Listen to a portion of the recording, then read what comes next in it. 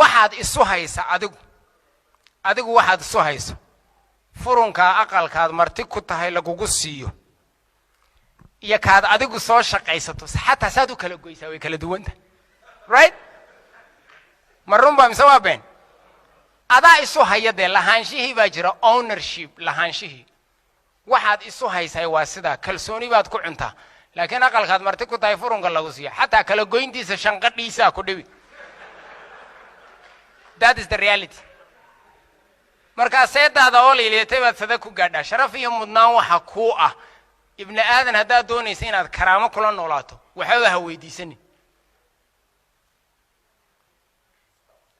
oday Roma ba 27 FCR buu leeyahay beertiisu magaalada Jigjiga way ka weynta laakiin wuu kabalaya waxaan ku nidhaa adeerka maxaad iibsan weydo akaan bituudan dawna muu ku baqaba buu inaan iibsan karo cid waliba way ogtahay mar hadaan cidna waxba weydiisan waad ka qurux badan tahay ta kale it is your attitude not your aptitude which indicates your altitude hadba ummadu waxa ay ku qadarisaa wanaaga gudahaaga ku jiray inta uu dhan yahay the amount of your love in your heart in your attitude kugu jira ay ummadu kugu qadarisaa hadba inta ka dambaysa ta kale dhismahan aynu ku jirno taaqadan iyo albaabkan iyo jiingadan iyo intan muuqata mooyaane boqolkiiba 60 in qarsoono intan haysa jirto foundation amba seeskii guriga Soma halka ay dhismaha boqolkiiba 60 qarsoon tahay ibn aadanka boqolkiiba 85 boqolkiiba 85 ibn aadanku waa his attitude waa qalbigaaga waxa ku jira qalbigeenu waa very dangerous waa halis ninna haybtu ka dhashay yawm al-qiyaamah la weydiin maayo because it's Allah choice laakiin taad qalbigaaga go'aamada aad qaadatay baa wax laga weydiin doona we have to think marka sida ay dhismaha boqolkiiba 60 u qarsoon tahay ibn aadanka boqolkiiba 85 way qarsoon tahay 15 ka soo haray waa maxay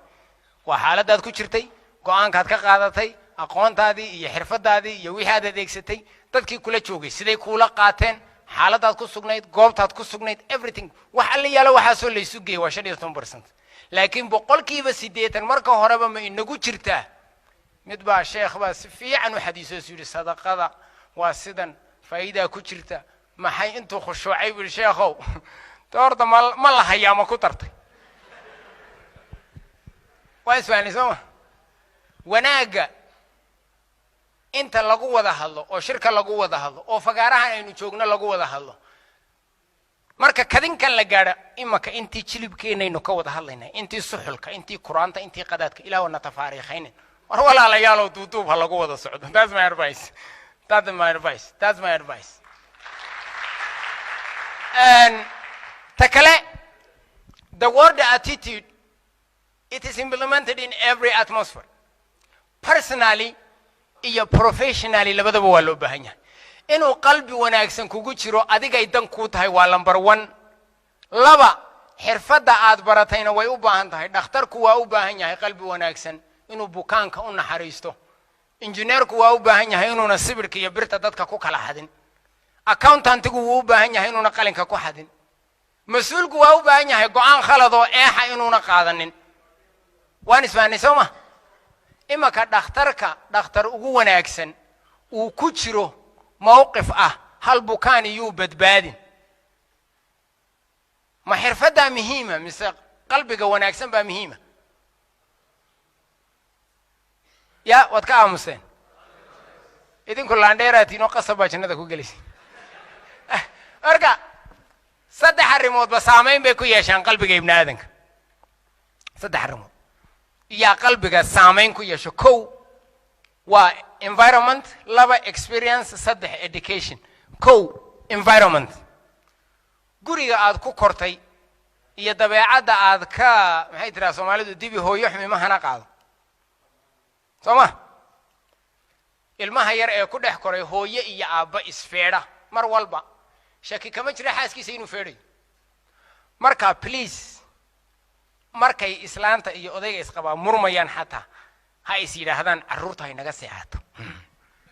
That is my advice. carruurta horteeda wax xun yaan la isku odhanin because they will learn from you. carruurtaadu waxaad ka waanisa ka sakow waxay ka baran ogyihiin taad ku dhaqanto. taasi waa mid ta kale school macallimiinta iyo ardaydaadu wax la dhigatay siday wax kuula dhaqmaan iyaguna ta kale goobtaada shaqo iyo supervisorska dadka kula shaqeeya siday kuula dhaqmaan haddii ay aragti dubba kugu jirto shay kasta misbaar baad moodi aragti dubba haddii ay kugu jirto because dubbaha shaqadiisu waa in misbaar iyo dhagax xun la garaaco soma ummaddu way ka duwan tahay marka we have to think widely. ta kale Facebook media television movie ilmaha yaree 15 jirkii 10 sano u dambeeyay hadduu maalin kasta daawado sanadku waa 365 maalmood filin dil ah oo dhaca oo booba oo kufsi ah ilmaha yar ee daawaday maalin walba hal filin waa 3650 filin oo dil ah oo dhaca oo booba ilmaha yar ee daawaday dilku muxuu leeyahay xataa carruurteenu channelka ay daawanayso we have to think widely. ta kale Facebook